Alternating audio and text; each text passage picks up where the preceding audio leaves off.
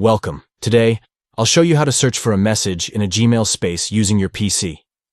With the latest update, it's simple and efficient. Let's get started. First, open your web browser and go to gmail.com. Once you're logged in, you'll see your inbox. Next, look for the grid of 9 dots in the top right corner, right next to your profile photo. Click on that icon, and from the drop-down menu, select Chat. On the left side of your screen, you'll see a menu. Click on Spaces to view all the spaces you're part of. Once you find the space you want to search in, click on it to enter. After you're inside, look at the top of the space for the search icon. It usually looks like a magnifying glass. Click on that search icon, and a search bar will appear. Here's where you can enter your query.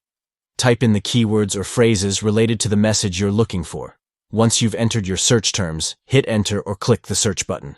The results will display all relevant messages within that space, making it easy to find what you need.